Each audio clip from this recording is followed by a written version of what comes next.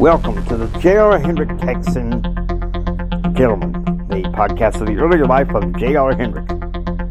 And now, this is an interview of his father on March 30th, 1995.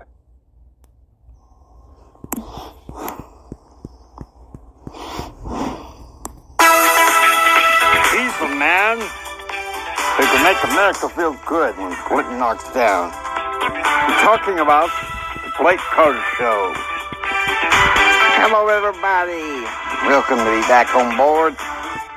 I have with me a guest today, James Ryan Hendricks, liaison for Small Business Administration. Jim, how are you? Better than I deserve. Jim, you just got back from New Orleans, and your assessment of what's going on for small business in the Clinton administration, what is your firm belief? It's a wishy-washy mix-mash of hocus pocus. I went to New Orleans. I went to Tulane University, and I got a lot of respect there. Speaking of the School of Business, they believe that Clinton is doing some good and everything. But when I went to the University of New Orleans and especially spoke to some people, they believe that Senator Cordell Wheeler all of a sudden is buying along with some of Clinton's ideals.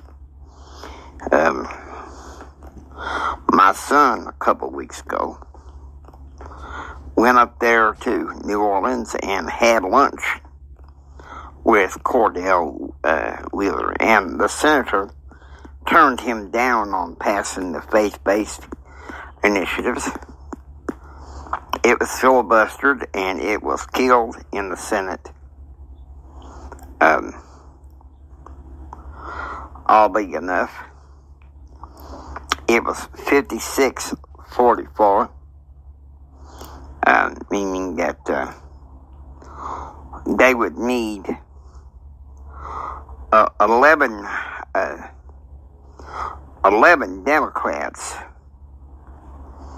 because Senator Wheeler was not going to be voting in favor. And unfortunately, we were at 54-46. However, two senators was able to be on board. But still, it was not enough. And I used to be an ally of Senator Wheeler. Now, I don't know how much more of an ally I can be. So, you would criticize the Republican senator if he wasn't doing right by small business. Damn right I am. We elected a majority in both houses of Congress on the Republican side, and they should be held accountable to see what they can do for small business. Now, that's what I gotta say, and I know some people may not like what I gotta say, but it's honest to God truth, and I think the American people are being lied to. They just voted for what I think was a piddly amount of what they could have been. And naturally, you have a problem with that. Yes, I do. Based on what I went through, I flew in to New Orleans Tuesday the 28th.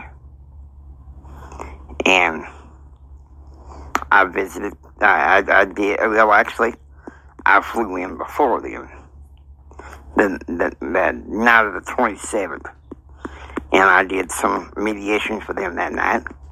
The following night, I was expecting the Small Business Administration to come up with another package, and I was disappointed that Phil Bader and his chief of staff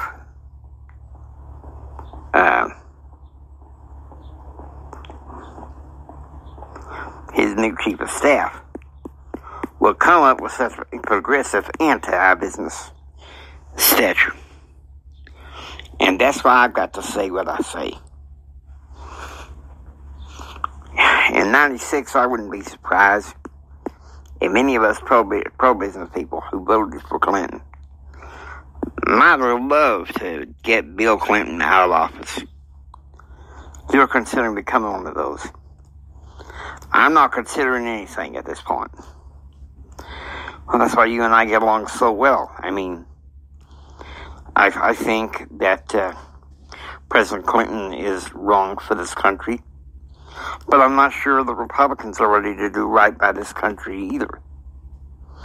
And you and I will have supported that, no doubt. And I appreciate everything that you have to say, because it's been hell.